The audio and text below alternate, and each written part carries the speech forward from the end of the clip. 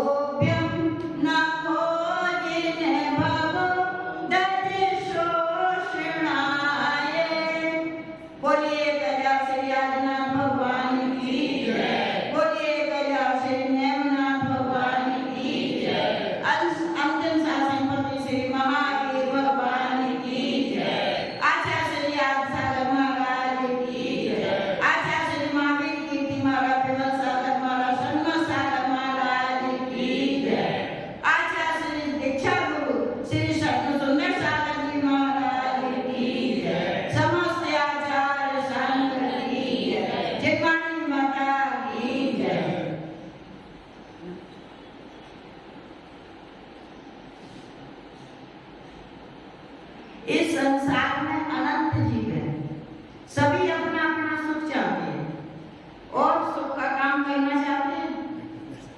गणेश जी से बोलो चलो मेरे साथ, हाथ जोड़ लेते हैं, हाँ बस कहो दिग्प्रति बन जाओ, तो वो भी नहीं बनते। बताओ, एक दूसरे को देखते कि उनको इशारा करेंगे, उनको इशारा करेंगे, मगर खुद चलने का नाम नहीं लेंगे।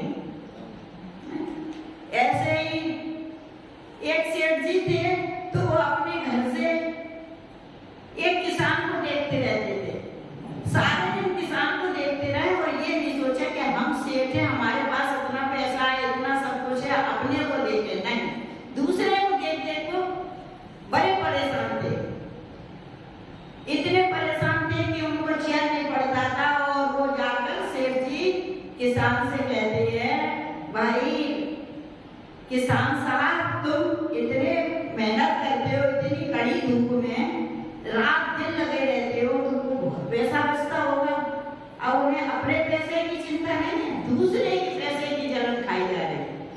अपने पास इतना है, उससे कुछ नहीं कि हाँ हमको बचता है, हम अपने पर्याप्त का। तो बोले कितना बचता है कि 4 आने में तुम्हारा गुजर बसर चल जाता है कि हाँ। बोले तो कैसे भाई, 4 आने में तुम इतना अपना पूरा खर्च कर लेते हो, कैसे?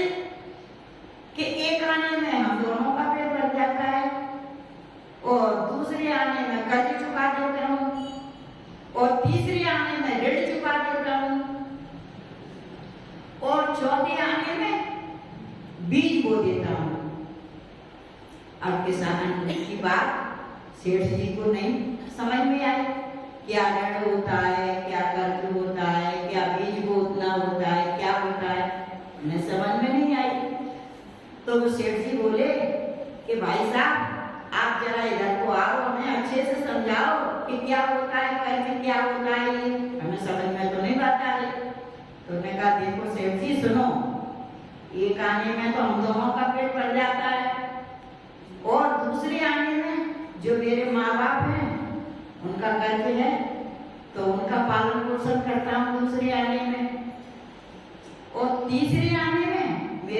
बच्चे हैं वो भी हमको बुढ़ापे में साथ देंगे कि नहीं? तो उनको अभी पालन पोषण करना है तो उनका ऋण चुकाता हूँ तीसरी आने में। और चौथी आने में अपने पर भव के लिए भी तो कुछ करना है।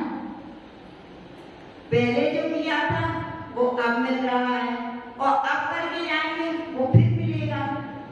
तो चौथे आने में मैं ऋण चुकाता हूँ, करके देता हूँ, बीज बोता हूँ। समझ गए क्या? हाँ, अब मैं समझा।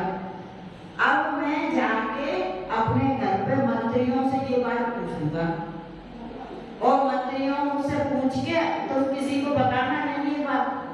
अगर तुम ये बात किसी को बता दोगे तो तुम्हें मौत की सजा होगी। अब किसान बड़ा परेशान।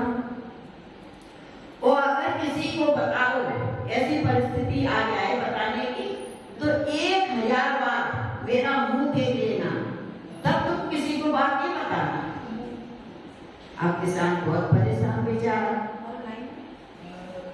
किसान बहुत परेशान। उसने कहा ठीक है अब 1000 बार आपका मुंह देखेंगे तब बताएंगे या मौत की सजा खाएंगे।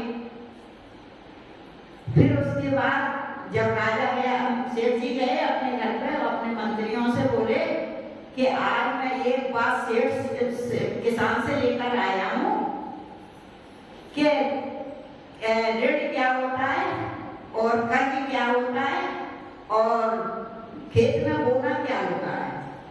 और एक आने से अपना पेट भर देता है और एक आने से सबका ऋण चुका देता है, कर्ज चुका देता है। इसका मतलब बताओ, नहीं तो तुम लोगों को मौत की सजा दी जाएगी और 8 दिन के अंदर बताना है।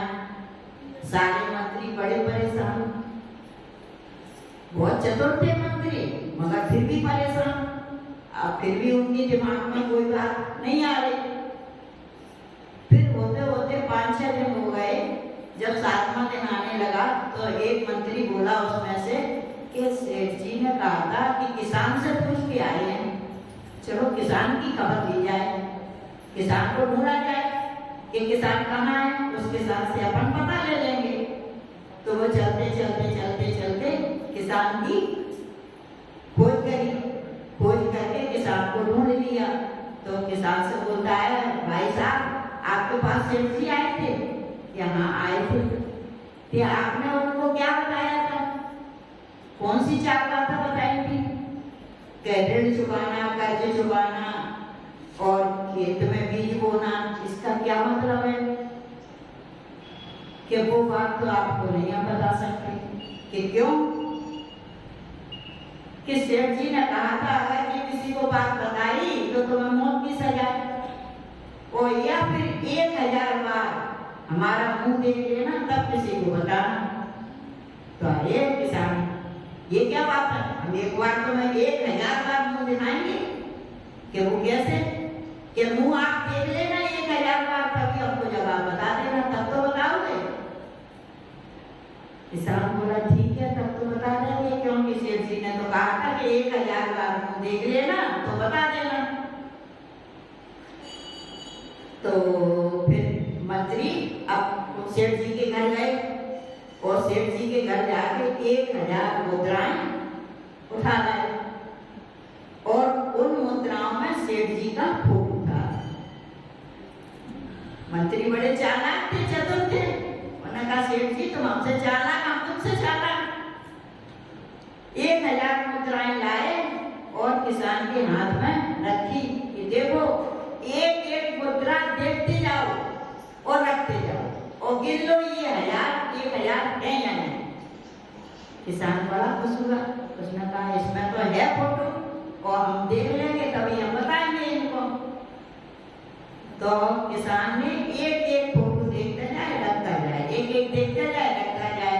उसने 1000 मुद्रा देख ली। देख के और फिर उसके बाद में किसान ने चारों बातों का भेद बता दिया। भेद बता दिया कि मंत्री जी बड़े खुश हो गए। खुश होकर मंत्री जी सेठ जी के पास घर पर गए। सेठ जी आज मैं आपको प्रश्न का उत्तर खोज के लाया हूँ। कि कैसे? कि आपको प्रश्नों का उत्तर चाहिए, मैं अब आपको प्रश्नों का उत्तर दूंगा। अगर सही हो तो ठीक है, नहीं तो मुझे मौत की सजा ठीक है बताओ कि बताओ एक आने में तो सेठ सेठानी अपना पेट भर सकती है कि हाँ, और दूसरा आना कर्ज चुकाएंगे कि किसका, कि माँ बाप का, कि माँ बाप भी तो बड़े अरमानों से बच्चों को पालते हैं, पढ़ा लिखा के बड़ा करते हैं, मेरे बुढ़ापे का सहारा बने, तो उनका भी एक कर्ज है, तो उनका कर्ज चुकाते हैं। और तीसरा आना अपने बच्चे हैं तो उनका भी ऋण चुकाना पड़ता है, उनको भी पढ़ाएंगे लिखाएंगे क्योंकि वो भी मेरे बुढ़ापे में काम आएंगे, और नहीं तो करेंगे तो फिर बुढ़ापे में कैसे काम आएंगे। अब सेठ जी सोचता रहा कि तो चारों उत्तर बड़े शानदार सुंदर सही तो ले आए। और चौथा खेत में बीज बोना, वो कैसे कि जब मैं खेत में बीज नहीं बोऊंगा, चारों प्रकार के आहार पानी का दान नहीं यहाँ पे दूंगा तो पर्व में हमें कैसे मिलेगा।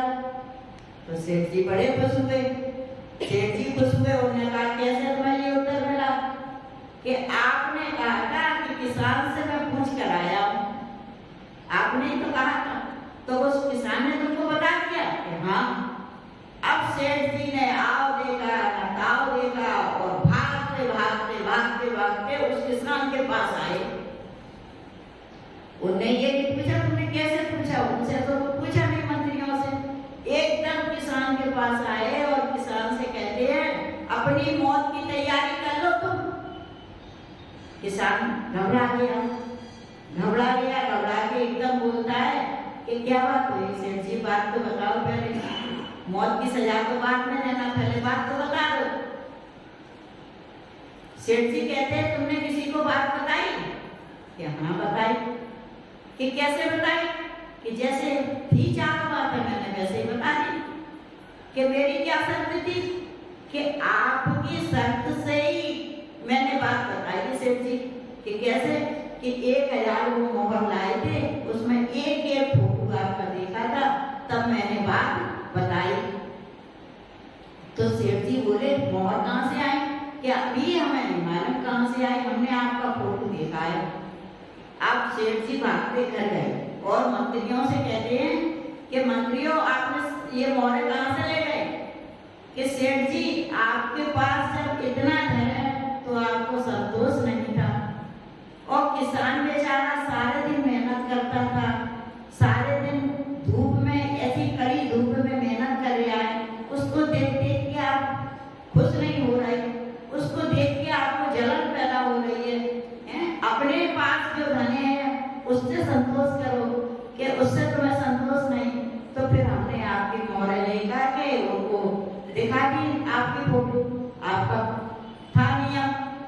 तो कहते हैं कि अपने से संतोष नहीं किया तो अपना धन भी चला गया और मिला कुछ नहीं मिला। तो जितना अपने पास है उतने से संतोष करो। तो तभी गणेश जी से कहते हैं कि आके प्रतिमा ले लो, नहीं तो फिर क्या नाम को ऐसे आए और ऐसे ही चले जाओगे। सारे पंच के लोग कहते हैं गणेश जी मंदिर का नियम नहीं लेते, मंदिर दर्शन नहीं जाते। तो आचार्य बोले मंदिर का नियम लो, कि आचार्य मैं मंदिर का नियम तो नहीं ले सकता। कि क्यों, कि मुझसे पढ़ नहीं पाएगा, कि पढ़ नहीं पाएगा तो तुमसे जो पढ़े वो ले लो। गणेश जी बोले हम मंदिर का नियम नहीं लेंगे, मेरे घर के सामने एक मंदिर है, मगर मंदिर है, मैं उसके दर्शन बाहर से कर सकता हूँ, मैं अंदर नहीं जाऊंगा मंदिर के। तो आचार्य बोले कि हाँ ठीक है, मंदिर के सामने से ही दर्शन करते रहना, मंदिर नहीं जाना, कोई बात नहीं। इसका तो नियम ले सकते हो, कि हाँ इसका नियम ले सकते हैं। तो गणेश जी बोले ठीक है, अपने घर गए और जाके सो गए। सवेरे उठे और उसी तरह आचार्य ने बोला था उसी तरह वो मंदिर दरवाजे पर गए, दर्शन किए। दर्शन करके जब लौट रहे थे तो उनके पैर में कांटा छूट गया, बहुत जोर से कांटा छूट गया। वो बहुत घबरा गए, परेशान हो गए, बहुत परेशान हो गए और एकदम घबरा के सीधे आचार्य के पास आए। आचार्य अपना नियम ले लो, कि क्यों हमसे ये नियम नहीं पड़ेगा। मैं आज पहला दिन था और पहला ही दिन में मैं मंदिर गया तो मंदिर के देखते हैं दरवाजे से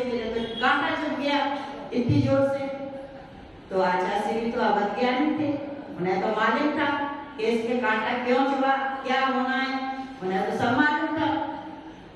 तो फिर वो उन्हें कहा ठीक है कोई बात नहीं, घबराओ नहीं, तुम्हारे कहाँ पे कांटा चुभा था, किस जगह, चलो हमको ले चलो। आचार्य श्री के साथ में गए, घर के दरवाजे पे गए, बोले कि यहाँ मंदिर से मैं लौट रहा था, यहाँ पर कांटा चुभा था। तो वहां पे एक शिला बहुत बड़ी पत्थर की पड़ी थी, शिला पत्थर की पड़ी थी। तो महाराज जी ने बोला कि ये शिला को हटाओ। जैसे ही उस शिला को हटाया तो शिला के नीचे से एक सांप निकला, एक और सांप निकल के और भाग गया।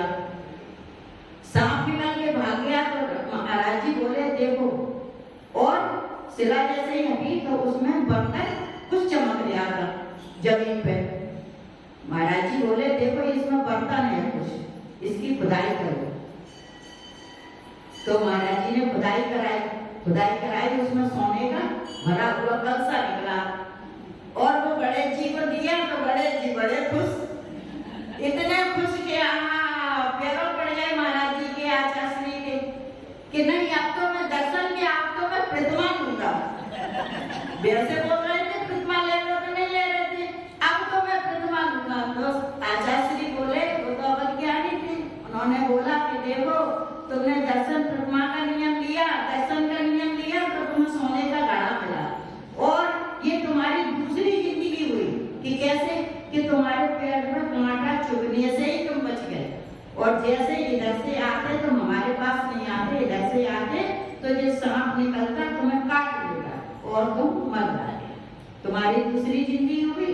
इस वजह से कहते हैं धर्म ध्यान करो, धर्म में बड़ा नियम है, धर्म से सब कुछ होता है। धर्म का नियम करने से सब अलाय बलाय सारी दूर हो जाते हैं। बड़ा बड़ा रोग आता है, बड़े बड़े एक्सीडेंट, बड़े बड़े वो आते हैं, मगर छोटे में टल जाते हैं। इसलिए नियम जरूर लेना चाहिए। बोलिए आचार्य सुंदर सागर महाराज की जय।